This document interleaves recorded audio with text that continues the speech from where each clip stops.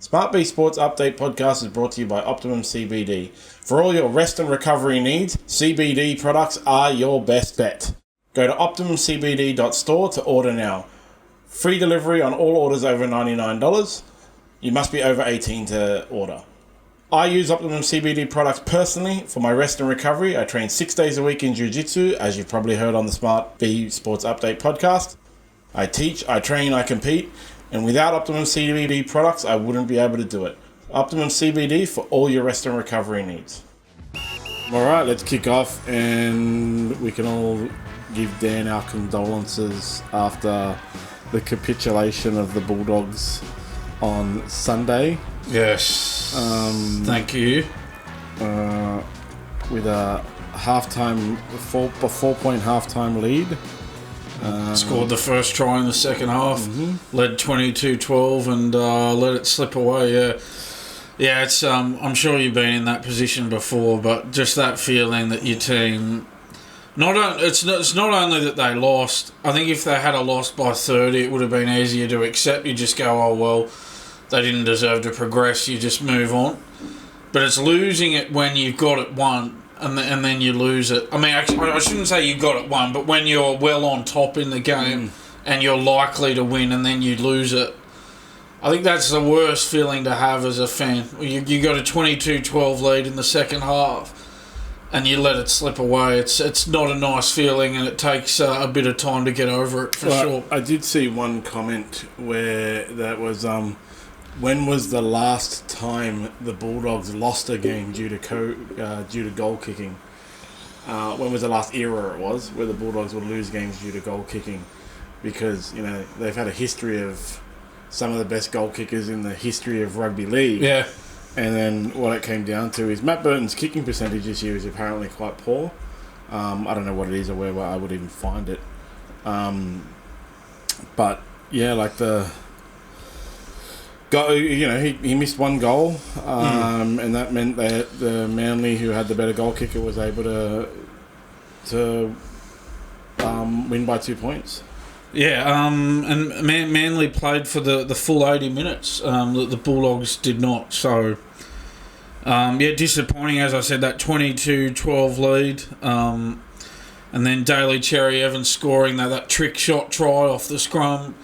And then that great try by Tolu Kula there with 9 minutes to go. And Garrick converting, as you mentioned, the better of the two goal kickers. Getting the job done. The Bulldogs didn't set up for the 2-point field goal, but if you're talking about 2-point field goals, I think you're clutching at straws. There were certain moments in the game. You know, I don't want to be too harsh on him because he had a great season and he did score a really good try in this game, but Viliami kick out, that decision to charge that kick down and give Manly 6 again at a crucial time. You just got to be smarter than that. You got to go, well, look, we just let him kick. It's too risky charging down and risking giving up the 6 tackles again. Reid Barney had a couple of silly moments in the game as well, gave away a couple of silly penalties. So it's just little things in the game like that, but it's just there's sort of two ways of looking at it, and we do need to look at it in two ways. The first way of looking at it is going, well, from where they were last year, this year is a great achievement. They finished third last year. To finish 6th, finish in the top 8 is a great achievement given where they came from. But the other way of looking at it is going that, well, as they went on that 5-game winning streak towards the end of the season, your expectations started to change. All of a sudden, you started thinking, well, gee, this is a team that could really go deep in the finals now and really even challenge those top sides. But it just didn't eventuate. They won those 5 in a row, and then they lost 3 straight games to crash out of the finals. How do you win your first 10 home games of the season and then lose your last 2 home games of the regular season or 3 in a row if you include that finals game, which was a home final? How does that happen? You win your first 10 home games and then lose your last 3 to crash out? It's a very unsavoury way of crashing out of the finals. Experience. Inexperienced coach, inexperienced players. This finals game was the least experienced and youngest squad versus the most experienced and oldest squad. Because we've talked about it right from the very beginning of the year. The Bulldogs didn't have the experience in their forwards. Even Stephen Crichton is a pretty young. I know he's won 3 premierships, but pretty young and inexperienced player when you really think about it. How old is he? He's like 23 years old. That's your top tier. I mean, he's a great captain and everything, but I think it's just experience. Just for the goal kicking, I just want to get back to that. Right, Matt Burton sits 40th. He kicked 23 goals this year for 74%. Right. Stephen Crichton was the other choice for the Bulldogs goal kicker, and he kicked 21 goals for 100%. So I'd have to ask why Matt Burton is their first choice goal kicker when Stephen Crichton kicks at a higher percentage. Sorry, how many attempts did you say Crichton had? It doesn't have the attempt. I'm just looking at NRL.com. Oh, it's played. Sorry, it's played, not... let's just rewind that and cut that out. Stephen Crichton has 100% goal kicking. Now, it doesn't tell me how many times they bloody kicked. So Matt Burton has 74. But even then, I'm just wary of that because maybe he only took one shot at goal or something. But I'm not sure. But that was. But anyway, I mean, you still make a good point about Burton's goal kicking. You want that to be higher. If it's at 74%, you want it to be at least 80%. Yeah, you want your first choice goal kicker to be 40. 80. Yeah, that's the kind of thing in the 80s. So when you go and look at the guys that are also in that top 8. So Adam Reynolds and Reece Walsh are the 2 first choice goal kickers for what are they called? Brisbane. Even, and both of them have 86 and 90%, but they don't play a lot. But I think the main telling ones in the top 8 are Nicho Hynes is the first choice goal kicker for the Sharks, kicks at 86%. Kalen Ponga is the first choice goal kicker for the Knights, 85%. Nathan Cleary, 85%. Now, these guys played less games. Valentine Holmes, 85%. So when you look at Sam Walker is the Roosters' first choice goal kicker, 82%. When you look at those Daly Cherry Evans, 80%. When you look at those first choice goal kickers for those teams, they're kicking at a much higher percentage, and I think that's actually a really good thing to highlight. When was the last era in which the Bulldogs lost games based on goal kicking?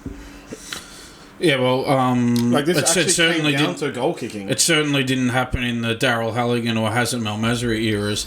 Post that, there was Michael Ennis, who was a good goal kicker. Even Trent Hodkinson was a really good goal kicker. I think Trent Hodkinson equalled the Hazem Malmazri record for not missing the 36 in a row or whatever it was when he was at the Bulldogs. So I think they've got a real problem with their goal kicking. I'd be interested to see. Actually, it just has, as I said, NRL.com just has the percentage. It doesn't have the number of kicks they did. It just frustrated me because I know a lot of their players don't have much finals experience, but they do have some who have plenty. And Kickout and Reid Marnie are 2 who have. I mean, Kickout obviously part of that great Penrith side, and Reid Marnie played in a grand final with Parramatta in 2022. I mean, these are players who have played in big games, who have finals experience, who let them down as well. So that was disappointing. And I know Crichton's young, and he scored that great try, but, he was part of those 3 premierships, so there's finals experience there. Even Matt Burton has finals experience with his time at Penrith. He won a premiership there? No, he lost. No, I think they won it in 2021. I think he even scored a try in that grand final. Yeah, there was the year he was centre of the year and stuff. Right? Yeah. So players there who had finals experience, as I said, Crichton scored that great try, but there's players who have finals experience who let them down there under pressure. as I said, they were fourth favourites to win it with bookmakers after they went on that 5-game winning streak. So, for some reason, from that point on, that they've just really crashed and burned and lost 3 in a row to just go from the finals. I just think it was seriously the year was too long for them, and probably. Here we go. Matt Burton 84 attempts. Is that right? 2024, 84 attempted conversions? That doesn't sound right. I don't know. And you even had pundits like Brayton Astor and Gordon Tallis talking up their chances of winning the comp after that 5 in a row. Well, it broke the 2024, 2014, 2004. Yeah. Well, that obviously didn't eventuate, did it? But yeah, anyway, they got to move on now. Well, now they're Mad Monday, come back next year. And I think they can go better because now they won't be the most inexperienced team, surely. Now they all have, not only experience, but finals experience. Even if it is just one game in the finals. They've got finals experience, so all those players next year they'll come back, they'll be bigger, they'll be better, you would hope. Yeah, and I think now we can have the confidence, obviously, that, Phil Gould and Cameron Ciraldo, that they know what they're doing. They've got the team going in the right direction. So, you certainly trust in their decision-making given how quickly they've turned the club around. And, you can't speak enough, I think, to the off-field issue that happened on the eve of the finals with Josh Addo-Carr. As I always say, they always say, all the players, all the coaches, all the things say, well, we don't let what happens off the field affect us, but why'd you go so bad then? What other excuse do you, what other reason do you have? So there was that as well. Overall, Bulldogs far exceeded expectations for the year. We had them 9th and 10th and stuff. In the other games, though, they all went as expected.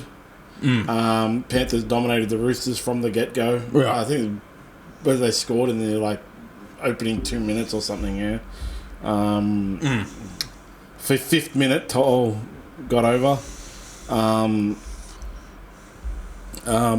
In the Storm, Sharks continue their run of... and we're going to get to that later. This Sharks finals run is a real worry. It's a real concern. That is cultural. 100%. The more they lose, the worse, the harder it'll be to win. Yeah. Cowboys absolutely poleaxed the Knights. One of the stats that came out just before the finals was really interesting. I thought the Cowboys in these top 8 teams have the best winning percentage against top 8 teams this year. And that, you know what? They've only got top 8 teams left. So it's a pretty interesting one, I sort of don't see... they're going well, but and the odds, which I won't read out because I don't want us to get in trouble. But this premiership is a 2-horse race. If it were horse racing, it'd be a 2-horse race. Yeah, 100%. The Cowboys beat arguably the worst team in the 8. Honestly. Yeah, but you got Penrith and Melbourne waiting there in week 3, and they're just waiting there in baseball bats for whoever wins to get through to week 3. I would have thought those two teams. Yeah, what'll it be? It'll be Panthers versus... So the Panthers will play the winner of the... I'm just trying to think here. So the Panthers have already played the Roosters, so they'll play the winner of the Sharks Cowboys. Yeah. The Roosters and Manly, or Manly, will play Melbourne. Yeah, that's right. Yeah. You'd have to say based on last week, it'll be Manly and the Cowboys who go through. I think the Roosters are done with all those injuries. They're just. I don't think they have the players to overcome it, to be honest. I'll probably need to sit down and work out my predictions for that those games a bit later in the week. Until Thursday. They're as I said, Penrith and Melbourne are they're already waiting there with baseball bats for those teams. I would have thought. It'll be so it's this week Friday is Sharks versus Cowboys. The only reason I tip the main reason I tip the Cowboys at this point in time, but I might change on Thursday, is because the Sharks just can't win. They just can't win finals. They don't even look good when they play finals. And then, the Sea Eagles I'll probably tip at this point simply because the Roosters don't have the players. They don't have the depth to overcome the experienced Roosters team with Daly Cherry-Evans and Tom Trbojevic. Like, Tom Trbojevic had quite a large impact. And he couldn't pass heaps well. He couldn't tackle. Didn't make a lot of tackles, I believe, was the thing. But he got a couple of line breaks. Scored a try. Did he score a try? No, but he set up a try. I don't think so, no. But he set up a try. They really got them with that Cherry-Evans trick shot off that scrum, that's for sure. Yeah. Well, now there's all the complaints because Cherry-Evans hadn't actually packed in. Yeah. So technically it should have been a penalty. It worked for them there, and well done to them. They caught the Bulldogs out with that. The problem with those trick shots, though, is you can only use them once. Yeah, once forever. Yeah, because they won't be able to use it again because teams will be awake to that now. Yeah. See, Tom Trbojevic only made 3 tackles the whole game. And one of them was missed and one of them was ineffective. So his defence is down. He only passed the ball 5 times. 2 tackle breaks. Handling error as well. But I just think that he did his job, and Daly Cherry-Evans was able to cover for him. Just that that other thing about the Bulldogs was remembering that they were the best defensive team in the comp only 3 weeks ago. So that was the other thing. That was why pundits were talking them up so much, because usually the best defensive team goes on to win the comp, and that's why pundits all of a sudden were giving them a chance after they went on that 5-game winning run. But then they conceded 102 points in their last 3 games. That's 34 points a game. That's last year's defence, where they were the worst defensive team in the comp. So they've gone, but in the last 3 weeks, they went back to being that really poor defensive team that they were last season, which was a worry. But anyway. Yeah, well, they'll have to correct that for next year, and I guarantee you they will. There's no way Seraldo is going to allow a repeat of that, you would hope. So that's finals week 1, and finals week 2 starts on Friday. Before we move into Melbourne and Penrith progressing to the grand final. Pretty much. And look, that's a shame. I wish it wasn't so predictable, but we've got to be honest. It's a 2-horse race. Let's be honest. So far ahead of the other teams, not just these teams that are in the finals, but all the other teams in the NRL. So you sort of think they could play at 70% of their ability and still win those prelim finals. Well, that's it. Like the Storm playing either the Roosters or Sea Eagles, and Penrith playing either the Sharks or the Cowboys. Out of those 4 teams, I think the Cowboys are the closest to being able to cause the upset. But again, they played the worst team, the team that just scraped into the 8, a team that wasn't very good all year, and made them look bad. But in reality, well, if you look at those 4 teams, like if we put Penrith and Melbourne to one side for a moment, if we look at those 4 teams, the Sharks look shot, the Roosters look shot. Manly won, but they've still got Trbojevic carrying that injury. If you look at it, all things considered, the Cowboys are in the best position of those 4 teams because they've got momentum and they don't have players injured. So they've got, in terms of health and form, they're in a better position than those other 3 sides. Yeah, but then once they get past this week... Oh, yeah, well, this is the thing. We'll talk about those games because it's our job and they're coming up. But in reality, they're not going to mean much because we know who's going to be in the grand final. And so, we already talked about the Bulldogs sadly going down Mad Monday, and we'll see you next year. That's it. What's done is done. It's over now. And so Josh Addo-Carr ended up having the second test. Everything about this is just absolute lunacy. So that second test he took in the back of the car that they then bagged up and sent away to be tested has come back positive, and he's accepted the charge, whatever the hell it is, accepted the... Yeah, so fine. He accepted a $682 fine, and a 3-month suspension from driving. Slap on the wrist. It's not about that punishment. It's about what it means for his career, of course, like all of these things.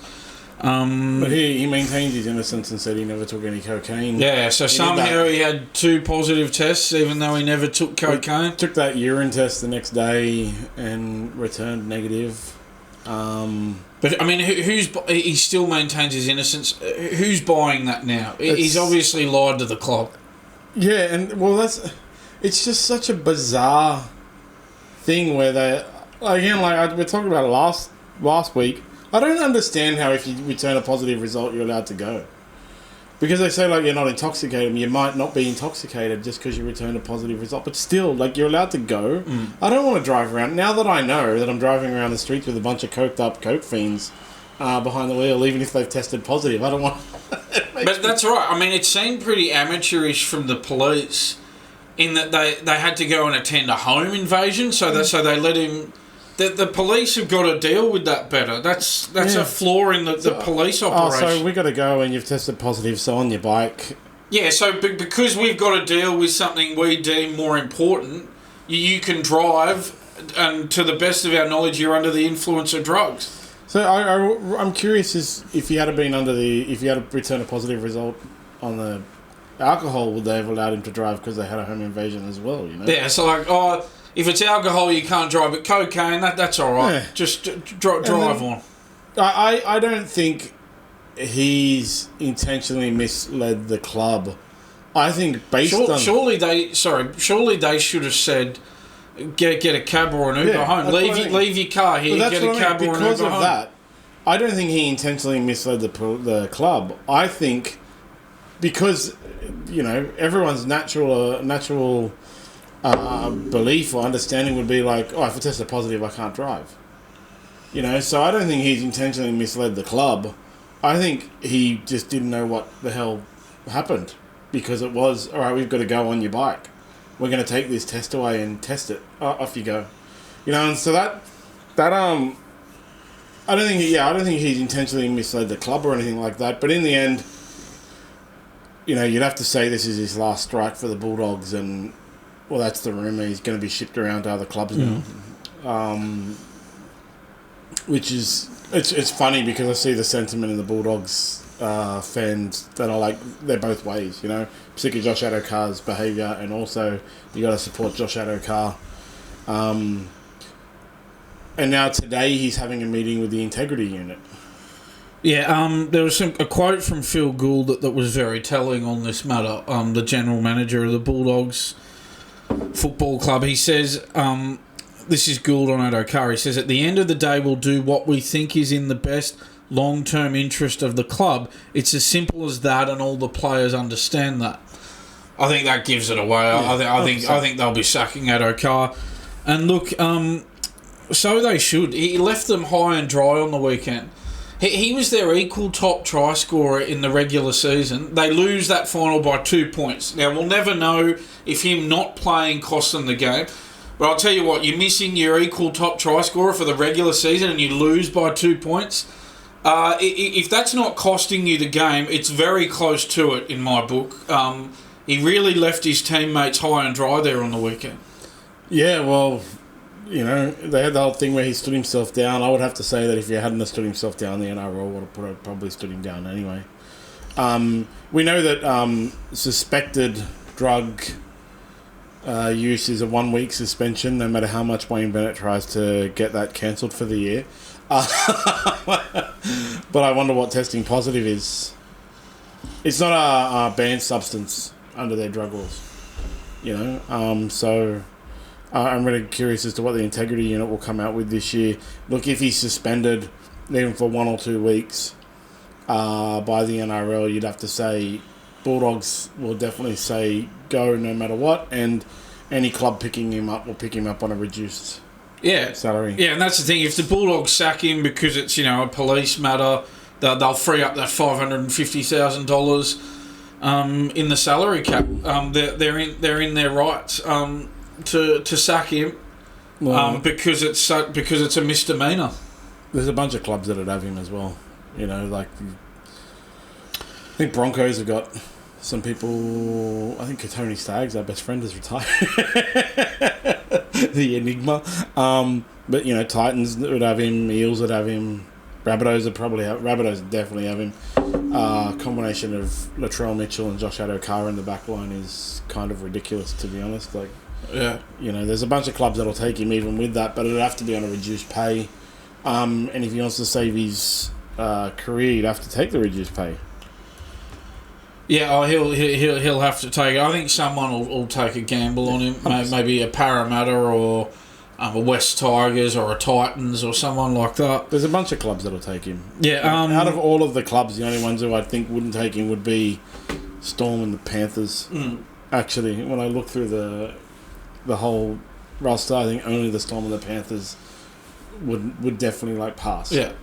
Well, the Bulldogs are obviously going to ask themselves, I mean, this year's been all about rebuilding their culture, and they're going to go, well, if we're rebuilding our culture, well, is there really a place for a player who commits these offences on their roster? And not only that, lies to the club about it, pretends, at least own it, at least come out and go, yeah, you caught me. I mean, if he had have owned it, he would have killed it. He would have killed the story a lot quicker. The fact that he lied about it kept it in the papers. I don't think he lied. I think it was such a confusing situation that he actually didn't know what happened. That may have been the case at the time, but the fact that he's still saying that he's innocent after testing positive that's the twice. John Jones. There's a whole thing when John Jones got done the second time, or after the Daniel Cormier fight, and then he said he was going to do a press conference. And he said, I'm going to show at the press conference absolute evidence that proves I'm innocent. And his absolute evidence was that God wouldn't punish him like this. I was like, yeah, dude. So yeah, you took drugs. Yeah, good one. That's your evidence. But yeah, he's maintained his innocence. And you can't maintain your innocence and accept the fine. That's the thing. You can't maintain your innocence and accept the fine. If you wanted to maintain your innocence, you'd fight it. He has that 1 day later urine test that clears him. Because the mouth swabs are really inaccurate. And so then he should have said, no, I'm going to fight it if he was really innocent. And then if he had done that, the Bulldogs actually would have looked bad to not support him in that situation, especially since their press releases are all of course, when the thing we worry most about is Addo-Carr and his family. So if he had come out and said, no, I'm definitely innocent, the swabs are wrong, I'm going to fight it, it would have been better. But instead he said, I'm innocent, but I accept the guilt. It's just nonsense. And yeah, you'd have to say he's gone. But there's 15 clubs that'll take him. Yeah, 14. All right, so Bulldogs, obviously. Yeah. I mean, he's on $550,000 for next year, as it stands now. He's going to get sacked. Club might be able to get him on much less, maybe, I don't know, what, 250 or something? Yeah, 250, 300. So he's looking at a potentially taking a $250,000 or $300,000 pay cut for next year. You go through all of those clubs and you add Josh Addo-Carr into the back line, and it's a big get. Every club, except for the Storm and Panthers, and obviously the Bulldogs, because the Bulldogs are getting rid of them. But go to adding, I think Tupu's on his last leg. I think Daniel Tupu at the Roosters might even be retiring. No, I don't know. But they're losing Suwali and Manu. Adding. Don't even try to pronounce the rugby union guy's name. Nawa. Oh yeah, that's a real. There's a video of him doing it, and I tried to practice it and I forgot it. I wanted to show my awesomeness. I sort of think if I'm not going to get it right, I'm going to just not try. Tupou has re-signed with the Roosters until the end of 2026.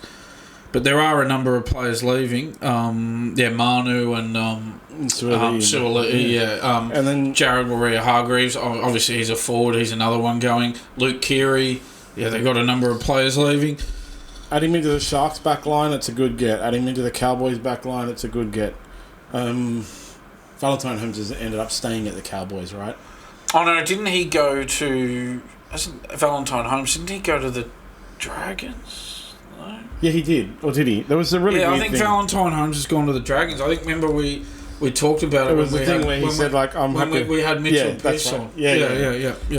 Yeah. Adding, throwing him in to replace Valentine Holmes at the Cowboys, at the Sea Eagles, they already have a great back line, but they can upgrade some of those players into, into centres and, centres into back rowers and stuff to make room. The Knights obviously would do... Every club can take a Josh Addo-Carr and it'll be a get.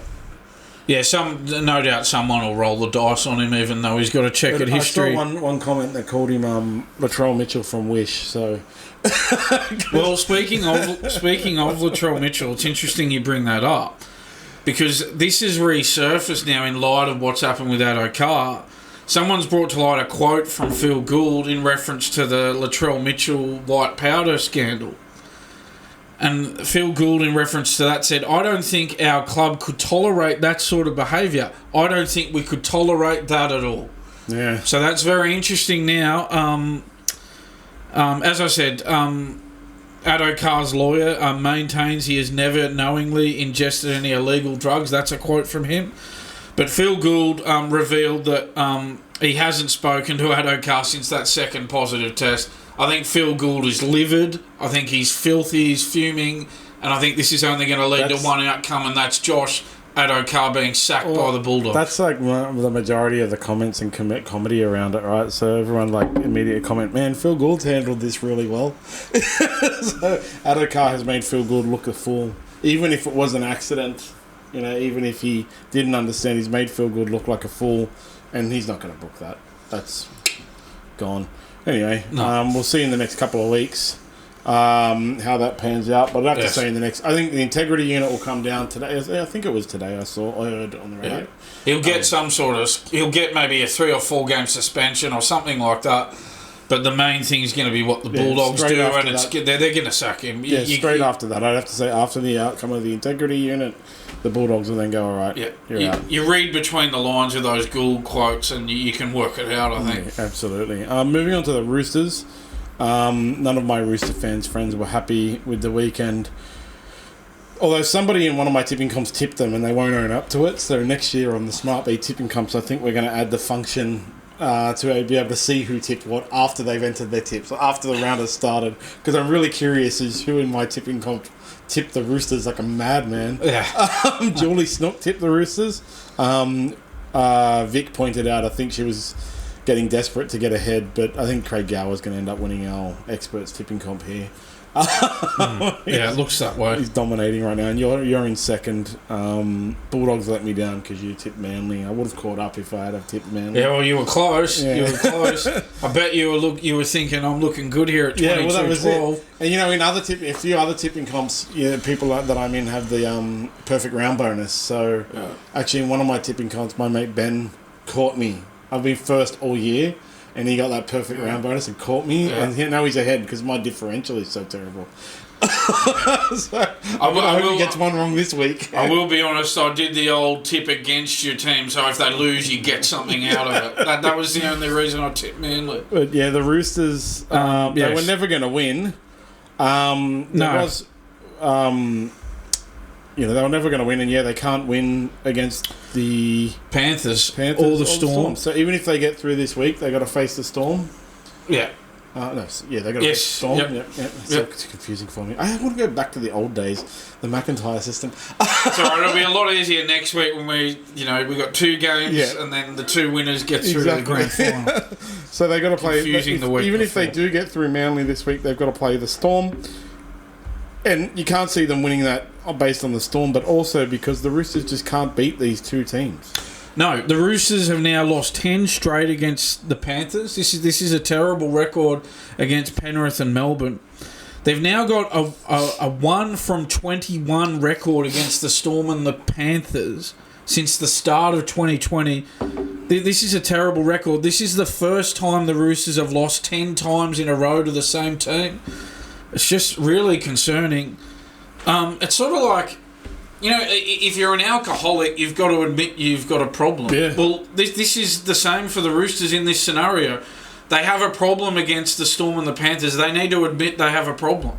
Well, I don't even know how you solve that one. That's, we talked about, I think, the Dragons it was last week we talked about Ricky Stewart breaking the Dragons streak for Canberra, where Dragons always lost against Canberra, and when Ricky Stewart took over, finally the Dragons won. I was at the game where the Rabbitohs beat the Roosters for the first time in, I think it was 17 years or something like that. It was by a field goal. It was hilarious. It was the first time somebody insulted me by calling me Harry Potter. Because I was bagging the Roosters fans I was with. There was a lot more swear words in it. But I don't know how teams overcome those bogey things. Again, it's like a cultural thing. The more it happens, the more it's likely to happen. And there are these things in the in sport and in rugby league that Roosters just can't beat Panthers or Storm. They can beat Manly. Manly used to be their bogey team. They can beat Manly. They beat them once this year already, and they've got to beat them again this week. But then they've got to go up against the Storm and just get smashed. Yeah, and I know they're missing players. They got Brandon Smith, Sam Walker, Victor Radley out. But look, the reality is when it's all said and done at the end of the season, nobody remembers that. Yeah. You're just judged on your results, It's and irrelevant. that's it. That's just what happens. They've lost to both of those teams with their full-strength team. You know, so. That's the thing. The record stretches that long that you can't really... You may be able to rely on this excuse for the game on the weekend, but this goes back 21 games, and it goes back to 2020. So this is a long-term problem. I mean, these two sides have worked them out. I mean, if you're Nick Politis... You're going to Trent Robinson and you're saying, look, what's going on here? Why have we got this record against the Panthers and the Storm? What are you going to do about it? Yeah. You know, what are you going to put in place to turn this around? Look, This is a serious problem. You can't win a premiership without beating Penrith or the Storm. That's the thing. You just can't. They have to beat Penrith or the Storm at some point throughout usually the finals or maybe the grand final, most likely in recency, the grand final. And people are critical of Cronulla's finals record, and so they should be. I'll tell you what, the Roosters are getting to a point where there's not a whole lot of difference between them and Cronulla. Because while Cronulla just pretty much can't win any finals games, well, the Roosters can't win any games against the two best sides. There's not a whole lot of difference there. And those two teams are going to be the ones that are in the grand final, most likely. So it's highly likely. It's the same thing in the AFL, bro. The Lions can't win at the MCG. To win an AFL grand final, you have to be able to win at the MCG. How do you address it? Yeah, you know, I don't know. They're still in the Lions. They might get a chance this season, but I won't tip them this week. They're playing GWS, right? No, they beat GWS. Oh, yeah, that's right. Yeah, they knocked. GWS had a 31-point lead in the last quarter, yes, that's right. Somehow bombed it from there. But anyway, they're playing the Cats versus Lions. Anyways, So then in that game, Trent Robinson looking for excuses. Look, there was a forward pass ruling that was definitely ridiculous. But it's irrelevant. But yeah, there was a forward pass ruling in which a forward pass was called that wasn't a forward pass. And what annoyed me was, so what happened was the Roosters got the scoreline back to 24-10, and then this forward pass ruling, and look, I didn't agree with the ruling. I didn't think it was forward. I thought they were hard done by in that instance. But I was disappointed in this quote from Trent Robinson. He says, and his quote is, "I was disappointed in the officiating. That should have been a try, and that would have made it 24-16, and then it starts to get close." No. Don't go. So, all right, so that's the thing. Even if it gets back to 24-16, from that point on, they didn't score another try. Penrith scored another try after that. That's the thing. If you're going to blow up about one try, well, how do you... They lost by 20. How do you explain the other points they needed to make up? Got to remember, Dan, you can score 28 points in 10 minutes. You can. You can. Yeah. You can. But, yeah, it's ridiculous. Like, getting... You know, it was a quote ages ago, years ago. Getting back to within 2 scoring plays is not close.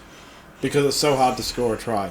Yes, there are some games where the points out track the minutes, and yes, there are the occasional outlier where one team scores 28 points in 10 minutes. But to get 2 scoring plays, they had to score 2 tries basically. And that's the thing. Even if they get back to 24-16, they're playing against the best defensive team in the competition. They're not going to score 2 more tries. Yeah, so you can't make that assumption That, just if they got back to 24-16, what, did he think they were going to go on and win? You think the best defensive team are going to be, 24-16 up and just roll over and let you win? Yeah, and as you said, they didn't score again. No, the Roosters didn't score again. Penrith scored another try after that. So it just infuriates me. You lost by 20 points. Don't go pinning it on the referee because the referee made one mistake that cost you one try. You lost by 20. He's talking like they lost by 2 or 4 points. They lost by 20 points. Well, this is the Dogs. Dogs complained because they lost by 2 points, and the try should have been disallowed and blah blah. Again, my response to that was, what about the other 3 tries? You should have just not let in the other 3 tries. Trent Robinson's he's the Ricky Stewart. Runs from the Ricky Stewart playbook of responses in press conferences. The difference is his team makes the finals. Yeah, and Trent Robinson says, even looking at the replays and the angles of the pass, that's a big call in that moment and you can't get that wrong.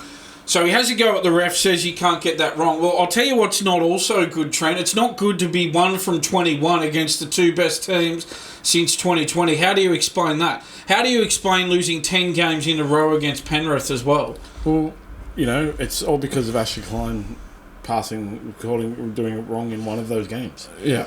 It doesn't make any sense. But he always looks for any excuse to take it off his things. We talked about it all year. Trent Robinson doesn't want to address the issues at home in his club. He wants to find any reason. Yeah, so just take it out on the referee. And then it's hopeless. It's hopeless. He also took it out on Lara Pitt. Yes, he did. Lara Pitt's just doing her job. Yeah, she just did her job. And look, it was in the post game press conference, and Lara Pitt said, "Look, I mean," she said, "Look, do you have to be perfect to beat Penrith?" And look, and then Trent Robinson had to take that literally and go, "Oh no team is perfect." And then you go, "Well, I mean, they have beaten you 10 times in a row. You are only 1 win from 21 against them and Melbourne since 2020. It is the first time the Roosters have ever lost 10 games in a row against a team." So for him to take that literally and then take it out on her, he says, "Oh, that's silly to say that they're perfect." And then he goes on and says, "Oh, every team opens doors in different ways." And it's like, oh, well, if every team opens doors, if Penrith opened doors, why didn't you go through the openings, Trent? They had an 88% completion rate. And I was listening to that car on the way back from... when was it? No, I was listening to I was listening to it on the radio on the way back from the gym. Early in the game, they had a 100% completion rate. They were 22 from 22 in the first half. Yeah, and had something like 86% possession. And when they scored their tries? 5 minutes, 10 minutes, 17 minutes, 22 minutes. Yeah. So in that first half, they were perfect. They were. And that prevented the Roosters didn't start scoring until the second half. Yeah. They scored in the second half. Yeah. Quick succession, 42 minutes, like the 2 minutes in and 6 minutes in. Yeah. And then never again. Yeah. But that's the thing. Like you kind of do have to be perfect to beat Penrith because they will be perfect until they're so comfortable ahead. Yeah. That's the thing. So he takes it out on the referee. He takes it out on a reporter when his team lost by 20 points. Maybe he should have a look in his own backyard. Well, they need to do something. They're not doing anything. It doesn't seem like they've done anything to correct their issues. And yeah, you can go on and on about how they're missing players, but Ashley Klein what about that forward part? Did a wrong call. What about that for nitpicking? Oh, it's pretty silly to say that they're perfect. I'll tell you what, if they're not perfect, they're pretty close to it. They've won 3 premierships in a row. The Roosters can't beat them. They should send someone else to press conference for Trent Robinson because, the Roosters when they won in 2019. Yeah, and 2018 they won 2 in a row. 2019, and since then they've underachieved since then. Yeah. And we're going to see what happens this week. If they bow out again this week, whose fault is it then? Yeah. Ashley Klein's, Lara Pitt's, or Trent Robinson. Yep, someone's got to ask him, well, why does your team keep underachieving, Trent, under your watch? How long can he keep living off those premierships? And then, I said, this week, if they win, next week, They have to play Melbourne. Are they going to be able to beat Melbourne? No. Not. I'll tell you what, they are no chance of beating Melbourne. With their record against Melbourne and their players missing, they're no chance of beating Melbourne. If they were to pull off the unlikely miracle and finally break that streak, you know who they'll probably have to beat the next week? Penrith. It's just gifting Penrith a fourth premiership. It's just not happening. Yeah. But yet, so we're staring down the barrel of yet another underachieving season by the Roosters. At some point, you got to start saying, well, when's Trent Robinson going to be under pressure here? He's always got a great roster. He's always got one of the best rosters to work with. And for whatever reason, with a great roster at his disposal, he can't beat the best sides. So that's on him. I tell you what, how would Trent Robinson go if he had the Tigers roster or Parramatta's roster or the Titans roster? Yeah, you'd have to worry on that. But the Roosters are probably basically the third best team in the comp, and the daylight, it goes Melbourne and Penrith, and then daylight and the Roosters. You know, and if he doesn't close that gap, then Melbourne and Penrith are just going to keep winning. Mm-hmm. Someone has to close the gap, and the Roosters are in the box seat. I mean, what was the ladder? It was the Roosters were third. They were third. Yeah, and they had the most ridiculous. Attacking for the year, they broke 700 points for the year. Their defense was shocking at some points, but pretty good. They got the best roster. They got what a nitpicker. Oh no, you don't have to be perfect. No team's perfect. I think you do. What a nitpicking performance in the press conference. Because the reason Penrith was able to get the reason the team is able to get 86% of the possession is because your team keeps dropping the ball. Yeah. So if you keep dropping the ball, Penrith is just going to capitalise on the drop ball. Yeah. Get 22 from 22. They won it in the first half. Yeah. And Roosters were never coming back. Yeah, so no mention of, oh, look, I'm sorry about our terrible record against Penrith. No mention of, oh, we've only won 1 out of 21 since 2020 against Melbourne and Penrith. Instead, I'm going to take it out on a reporter and take it out on the referee. What a pathetic display. That's the thing, right? So, negative play. 10 errors, 6 penalties, 2 ruck infringements, 1 player on report. Completion rate at 81%. They shot themselves in the foot and they had no way to come back, and it's Trent Robinson's job to bring them back. In that halftime thing, he obviously did something to come out and scored a couple of tries, but then Penrith went, you know what? Yeah. He has a go at the performance of a reporter, has a go at the performance of the referee. Well, maybe he should look at his own performance. Yeah. Onto the Sharks. Yes. Greg Alexander's called for Nicho Hynes to be dropped. Yeah. Because the guy just can't perform in big games. Yeah, so Cronulla are yet to win a finals game with Hynes at halfback. They lost twice in 2022 as the Sharks made a straight sets exit, and then again in 2023 with a 4-point loss to the Roosters. Now, this is an interesting stat that Alexander's called for Daniel Atkinson to replace Nicho Hynes. So with Daniel Atkinson and Braden Trindle in the halves, Cronulla have 4 wins from 6 games at 67%. With Hynes and Trindle in the halves, Cronulla have 12 wins from 21 games at 57%.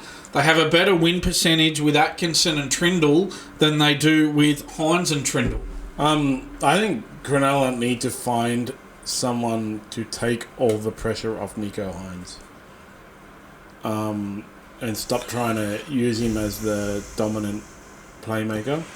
It's almost like he needs to become like what Luke Brooks has become at Manly. Yeah, and speaking of which, Luke Brooks finally won a finals game. Please don't remind me. It's like his first appearance in the finals ever, or in 10 years, and then he won a game. Yeah, I'm going through the 5 stages of grief.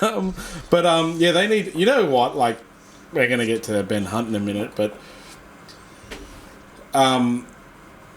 Nicho Hynes also cops a lot of flack, right? He's like the new Mitchell Pearce. You got to feel for him. Stephen Crichton even comforted him once. But Cronulla need to find someone to take all that pressure off Nicho Hynes because he doesn't perform under pressure. If it's up to him, he doesn't perform. And everybody knows he's a good player. Beginning of the year, he was top of the Daily M count.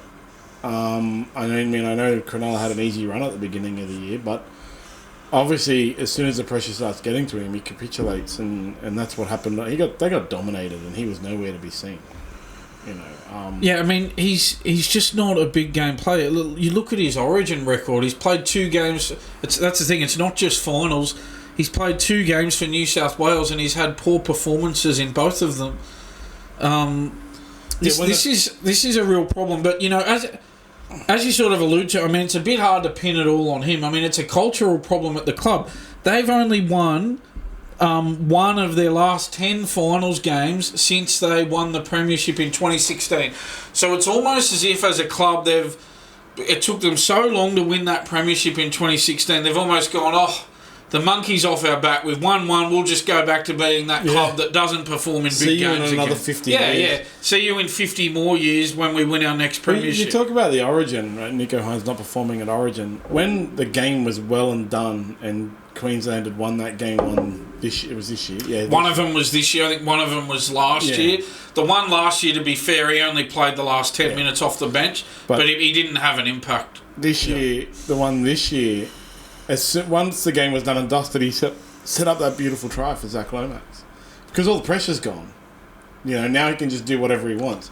If Nicho Hynes can do whatever he wants and someone else is taking that pressure, all the pressure can be gone. He can do better. But it is a Cronulla cultural problem.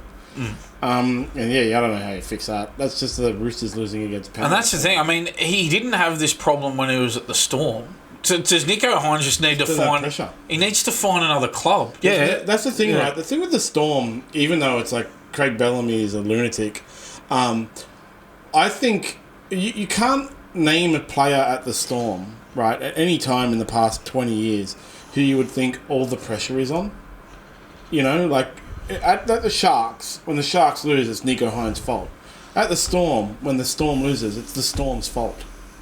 It's not Cameron Munster's fault, or Jerome Hughes' fault, or Ryan Pappenhausen's fault.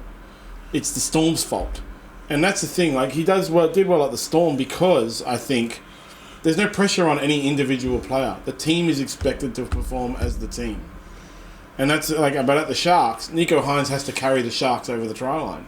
It was the best thing for Nicho Hynes to sit down at the end of the season and go, right, I should go to Penrith and partner Nathan Cleary in the halves and take less money to do it. And not have to ever do anything. There's no pressure. No, it's not his job. See, Panthers are another one, right? When they lose, it's not Nathan Cleary's fault. It's Panthers' fault. And so that's Nicho Hynes needs that kind of atmosphere. Instead of being the $1 million marquee man at Cronulla, does he need to go, right, I'm going to take a haircut, go to Penrith with Nathan Cleary on $600,000? Yeah, or less pressure, less money means less pressure and less accountability playing alongside Nathan Cleary. And it's kind of fun, because, you go through all of the roster again, right? Every single club.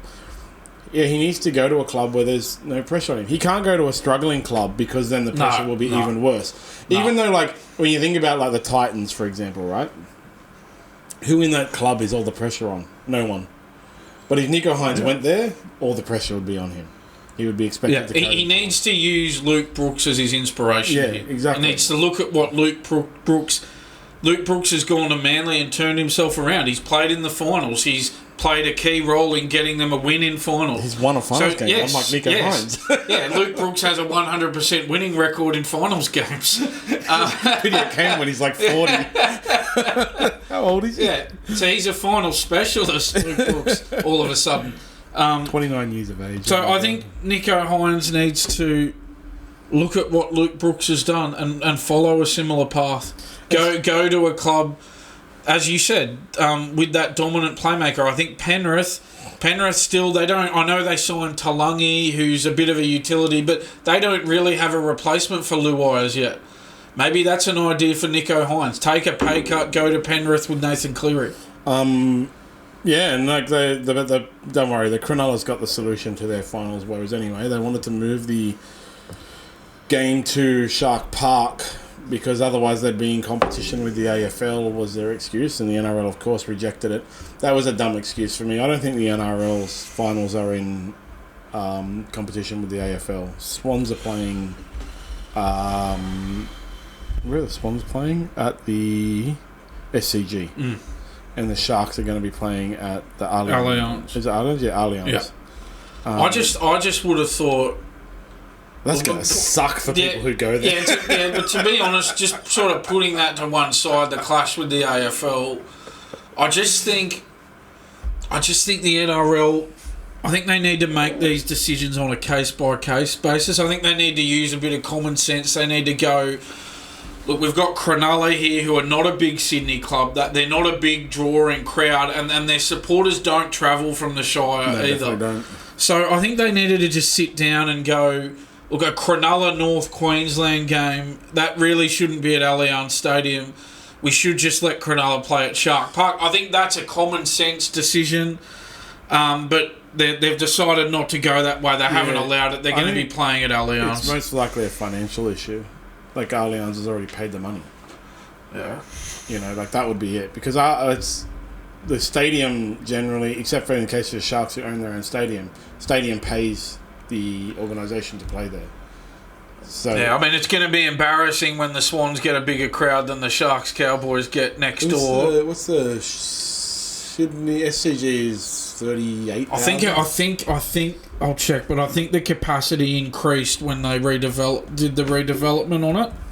But I'll double check that now. And Allianz is 45,000. So. Okay, sorry, it's 48 at the SCG. Yeah, yeah, so they'll get 48. I reckon the Sharks are going to get like 20 at most.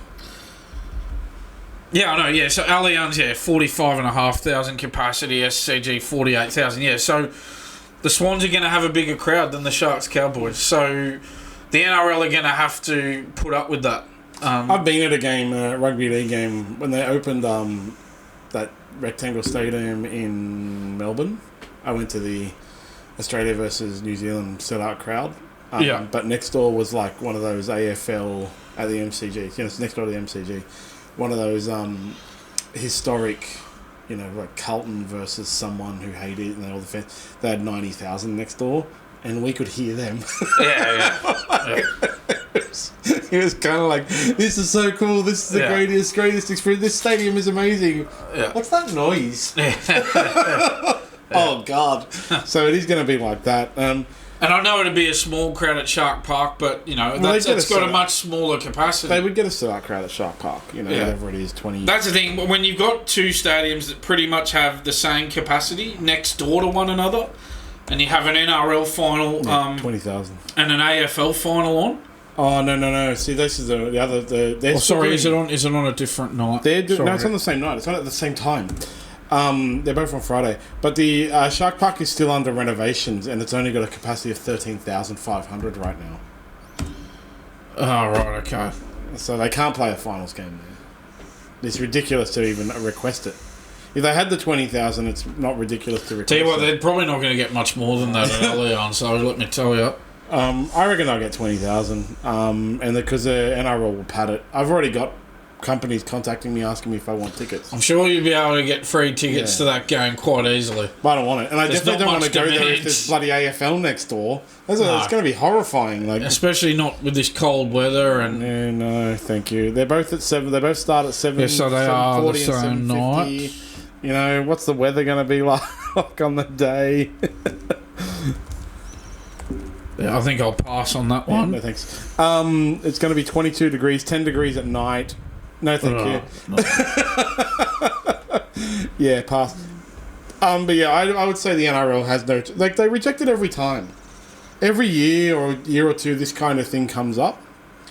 Whether a club wants to move a final, and every time the NRL rejects it, I don't know why the clubs keep trying. And I would say I'm like 100% positive. It actually solely has to do with the financial thing, where Allianz has probably already paid a deposit or whatever, and the NRL would have to return it, and they get nothing from Shark Park, and it would sour their relationship with Allianz. You'd also have things like it's a bit of a crappy go, because all those people that were rostered on for shifts at Allianz, or the staff, or that kind of thing, suddenly they don't have... so there's a lot that goes into these decisions. It sounds easy, and it should be a case-by-case basis. It would be better if they were able to do it at the end of the week, at the end of the finals week, one go, all right, where are we playing next? next week. It would be Shark Park, but unfortunately, there's a lot of stuff that goes into it that I think they just can. And that's what my belief comes from the fact that they never say yes. I can't even think of a time where they've said yes, but it happens all the time. I remember the Dragons wanted to move one of their games once, and the NRL was like, no, don't be stupid. You can't do that. You're at Allianz. Just shut the hell up and get over there. Might have even been at Accor when it was ANZ. So, it would be better. It definitely would be way better. Oh, God, I've just added a giant green box there. And then, this is the thing, right? Todd Payten and Adam O'Brien hate each other. And have had some words in the media throughout the year. And then what happened? Going into that game between the Knights and the Cowboys, Adam O'Brien made some quotes that have really come back to bite him in light of this Cowboys win. He said, going into that game, he said, and I quote, "I just feel like we're more ready for a tight battle." He said, more ready than the opposition, the Cowboys are. They've had some big blowout scorelines and haven't had a real tight contest for a while. So hopefully that puts us in good stead. I don't understand that logic. Oh, we'd rather have a close game than thrash the opposition. I don't think it really stacks up, and I think that's evidence of it, given that the Cowboys won that game. Well, it was tight at the beginning, It was actually, the Knights were winning 12-4. Yeah, they were, but... It was tight, because it was like... I was listening to this game as well, right? So, Cowboys scored first, and then the Knights hit back. And so it was close, right? Half of the first quarter. And the Knights scored again in like the 30th minute or something. And it was really close. It was 12-4 because Valentine Holmes missed that conversion. And then, the Cowboys scored again. And then scored again and got the lead. And the Knights scored again. So it was really tight. And then what happened? The Cowboys prevailed in the tight game. What happened in the tight game? That sort of... So who was more prepared for a tight game? That sort of shows that O'Brien's logic was a bit flawed there. It was really tight. It's weird logic. I mean, I'd rather my team win by big margins than win close games. If you work there, you want them to smash it, especially. But yeah, it's such a bizarre thing. Like, we're more prepared for a tight game. Don't think so. Yeah. I think history will show who was more I'll tell you what, talk about having egg on your face after the game. You can't... Yeah, that's... No, I mean, Adam O'Brien wouldn't have a job if it wasn't for Kalen Ponga. Yeah. That's the second year in a row that Kalen Ponga's carried Newcastle into the finals. Yeah, absolutely. And so, Adam O'Brien, he should give Kalen Ponga a cut of his contract. Kalen Ponga should get 20 or 30% of Adam O'Brien's income. I mean, it'd be a salary cap issue, but... The Knights had no business being there. They made up the numbers. Yeah, nobody had any business being there below the Knights either. They made up the numbers. So, like, the Raiders, Dolphins, Dragons, who were the ones that were in contention, they also had no business being there. So if you're the Knights, well, what do you care that he made the 8? They've just gone out in the first week. 2 weeks, I mean, they played okay the other night, but they lost. Well, in a tight contest, you can tell who was more prepared. He needs someone to prepare them better for a tight contest. Yeah, and Todd Payten admitted he had a chuckle at O'Brien's comments, and he said if it helps him sleep, I'm okay with it. And he said we certainly answered that when he was asked about what O'Brien said. Don't get that specific because the universe knows. Yeah. When are these coaches going to learn that it comes back to bite you? Yeah, no matter what you say. Just don't go near it. Yeah. Why would you bait the opposing coach in the media before the game? Yeah, it's stupid. I mean, it's good for the media, but it's not in your best interest to do it. Gives the internet memes, and that's one of the good things about the internet, right? How funny some people are. I mean, it's few and far between, but that's the very small good thing about the internet. Some people are just funny, and this has given a lot of people a lot of memes on the internet. Finishing up with rugby league over to the Dragons end of season review, which. So they've had a review and they hammered Ben Hunt, apparently, is the reports. Everything at the Dragons leaks these days. They hammered Ben Hunt for his performances in the final 2 games of the season, in which all he had to do was beat Parramatta and he would have been in the finals. Yes. And instead they got smashed by Parramatta. And so now they're back to Ben Hunt's probably going to be leaving the Dragons. Now, this time last year I said Ben Hunt will go to the Titans, but then Shane Flanagan came in and saved the whole thing. Now, Ben Hunt has been linked with the Titans. They're not allowed to talk to him yet until November the 1st. And, that never happens. But the Dragons are considering cutting him loose. They've already let loose a bunch of players. And they're bringing in, there's a few guys coming in. It's a big shake-up over at the Dragons right now. And this is the issue. I mean, so apparently Ben Hunt wanted to extend his contract beyond 2025. Flanagan said to him, look, I'm not ready to extend beyond 25. Let's hold off. We'll do a pre-season, see how you go in the first 4 or 5 weeks next year and then talk then.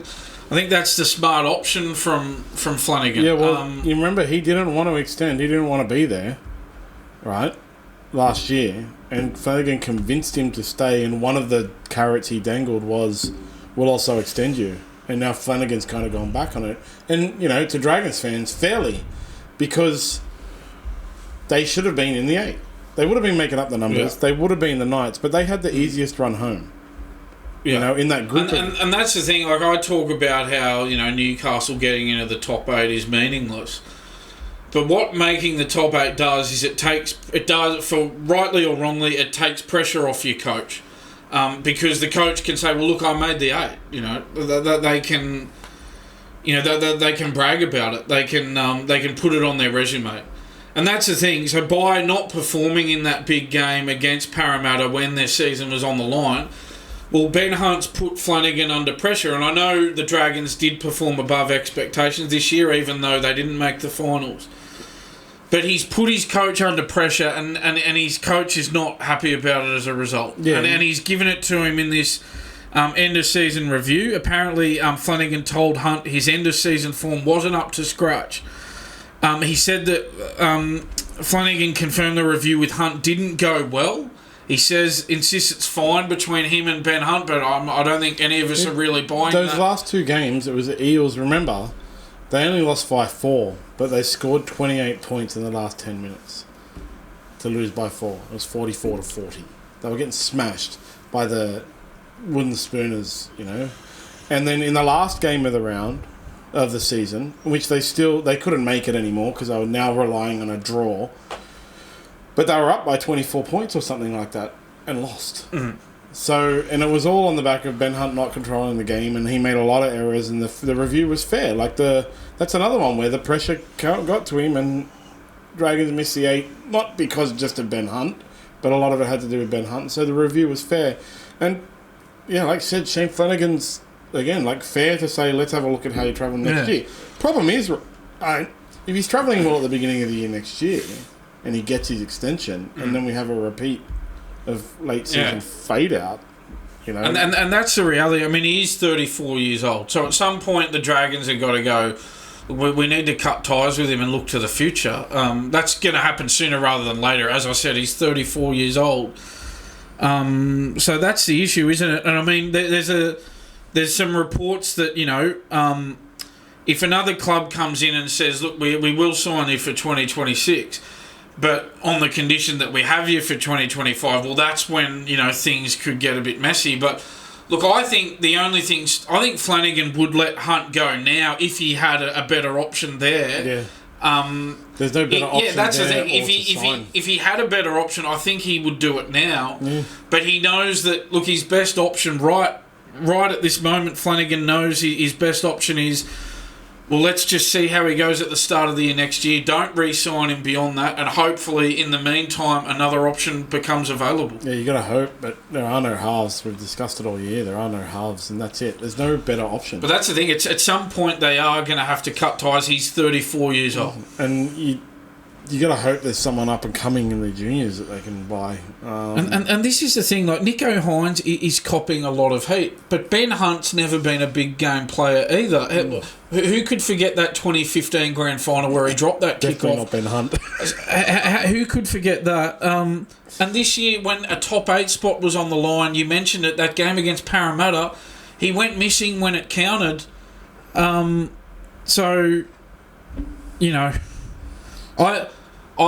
think Flanagan was just ropeable after that Parramatta game. You could see it. We saw how he gave him that dressing down on those dressing room cameras. He just gave it to him. He tore strips off him.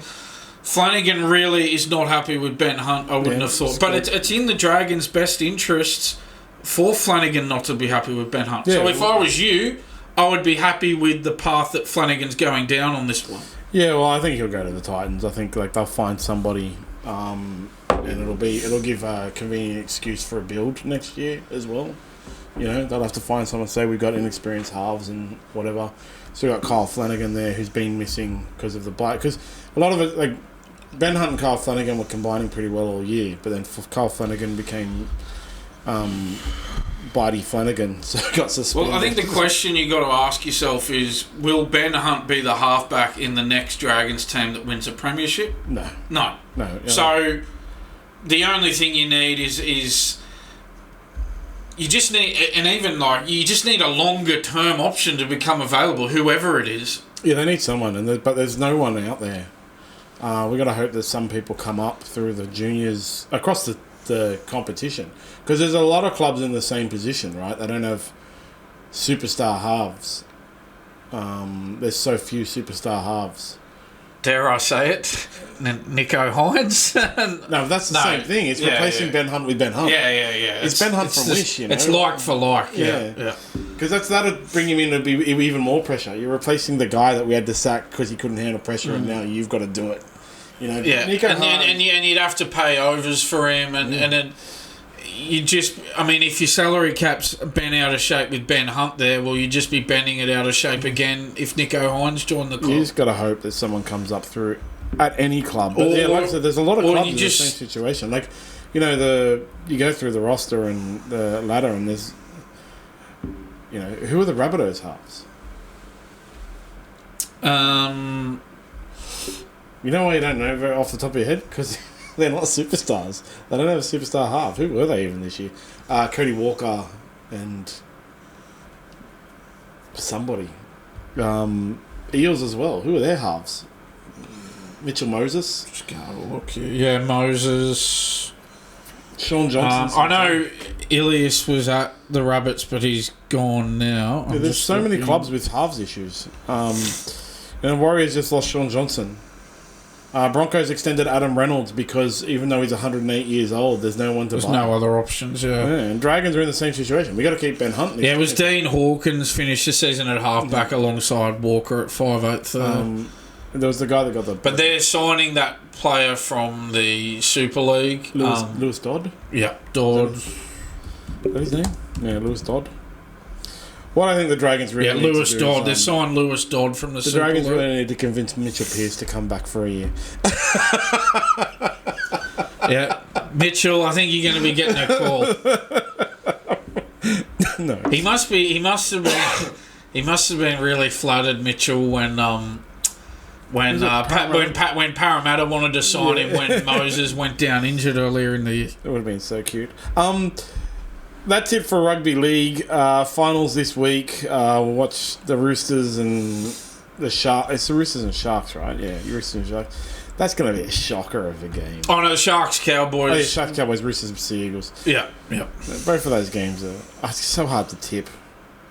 It's just a pity, and I know they're my team, but I think even for neutrals, the Bulldogs going further would be more interesting. Yeah, they became everyone. They were sort of the underdog story, weren't they, of the season? But unfortunately, that fairy tale's over now, and we've been hit by reality, which is that it's going to be a Melbourne-Penrith grand final. Sharks and Roosters are the favourites at this point in time. Teams haven't been named, so we don't know what the reality is. There's been a few AFL controversies this week. The big one is the Welcome to Country.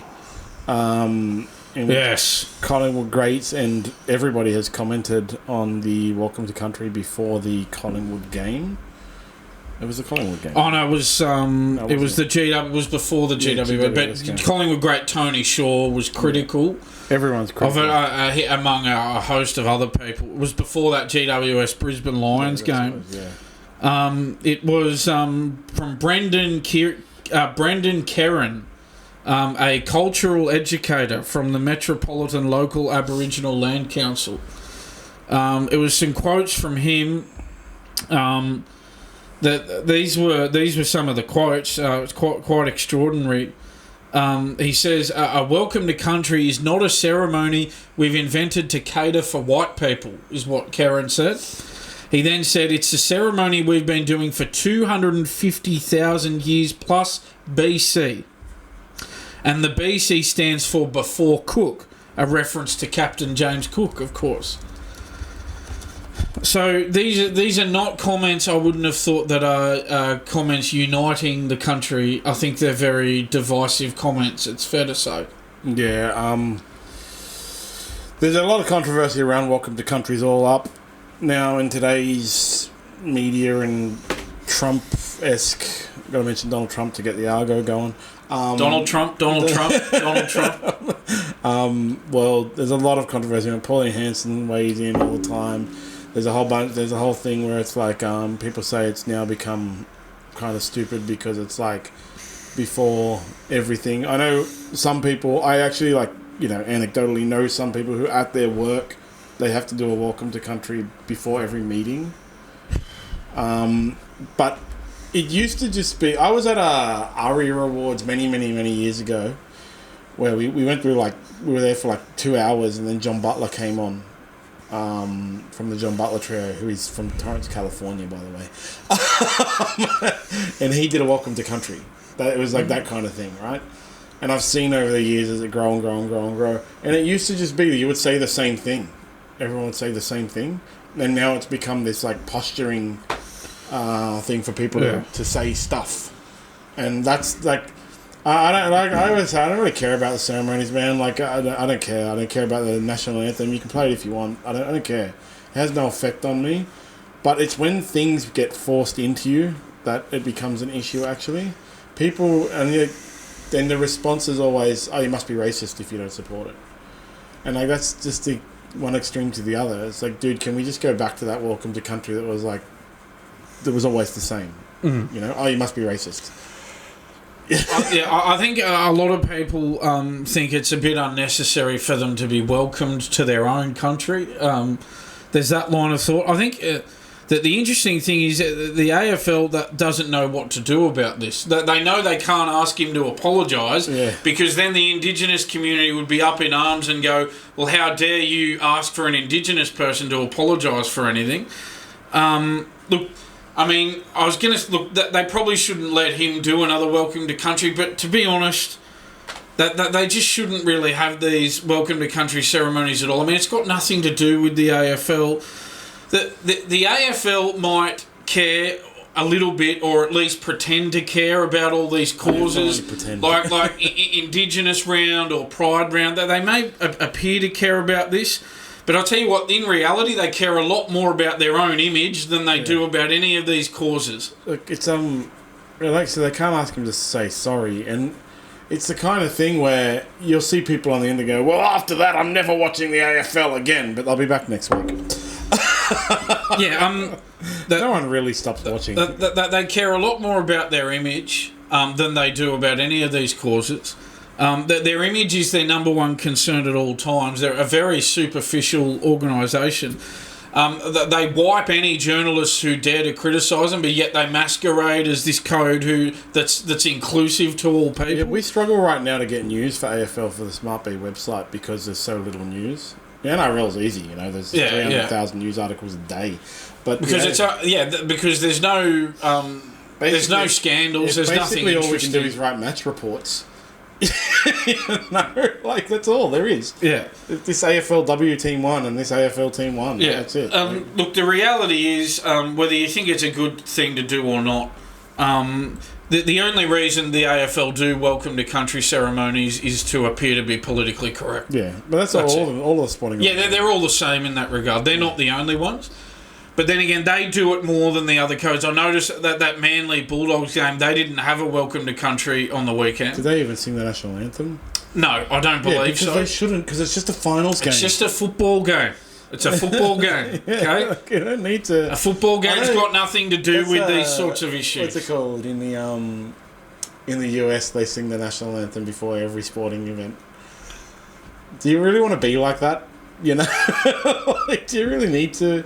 Do we have to have a welcome to country and a national anthem before every single event, every single regular season game, every soccer game, every AFL game, every netball game? It's cool, man. Just you know what you should do? You really want to do it, AFL?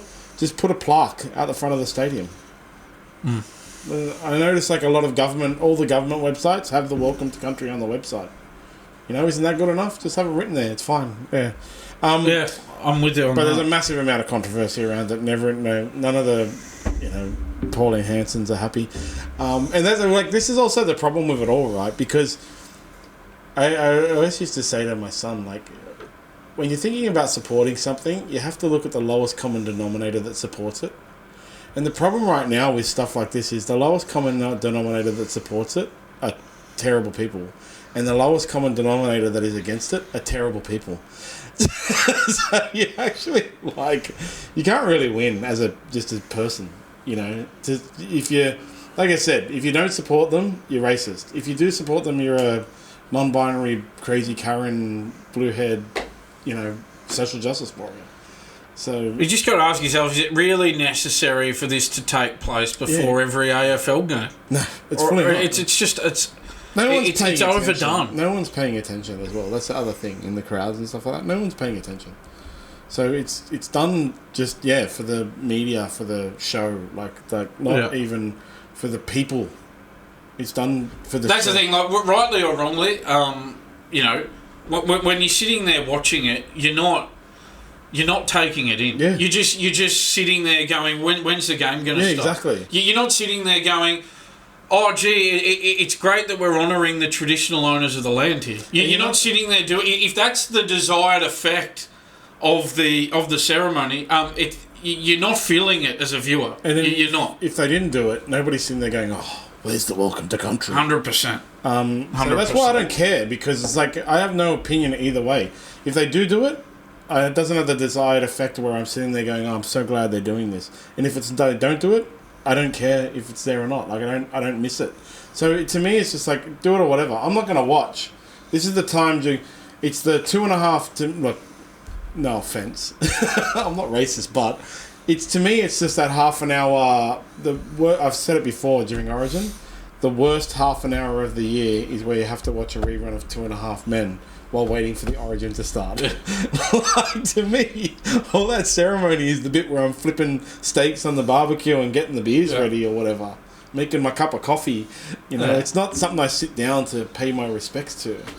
Yeah, that's what I would say in response to it is, well, if your desired effect is to have everybody watching it going, oh yeah, this is a great thing that they're doing, I'm so glad they're honouring the traditional owners of the land, it's not having that impact on the viewers.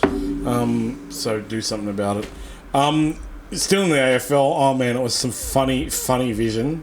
Bit of character, bit of life in it. Yeah. There was nothing wrong with it, and the AFL fined Port Adelaide coach Ken Hinkley $20,000, if you can believe that. $20,000. And so I'll just give you some background on this. So it was so funny. Okay, so Port Adelaide beat Hawthorn by 3 points in their semi-final on the weekend.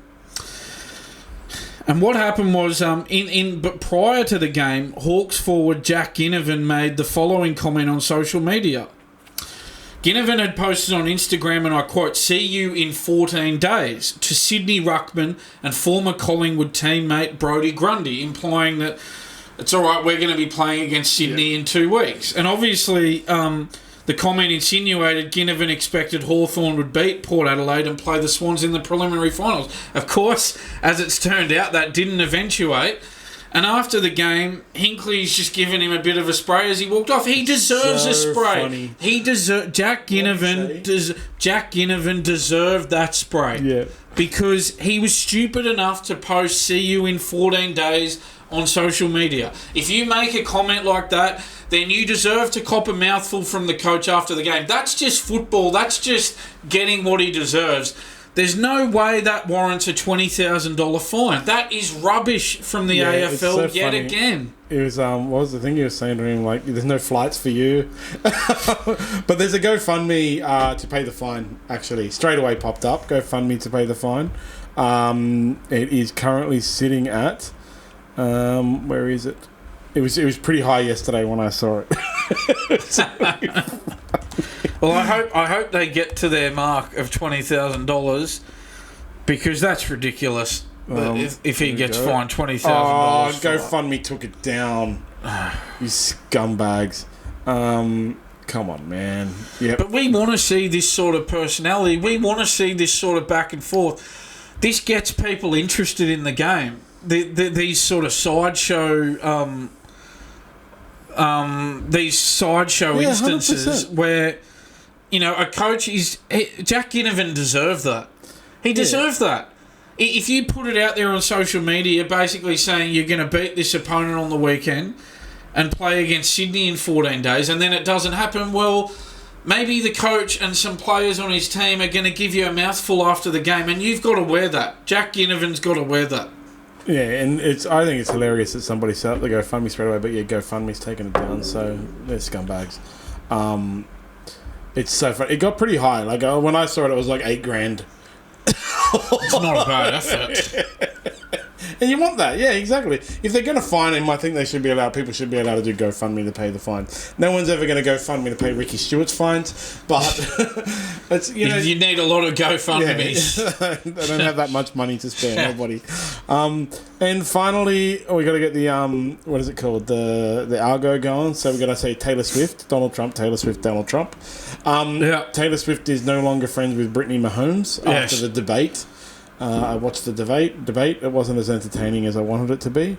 But Taylor Swift, after the debate came out and did her social media endorsement that everyone expected would come and said, I'm going to vote for Kamala Harris. Yeah. And so now Taylor Swift is not sitting with Brittany Mahomes at the Chiefs games.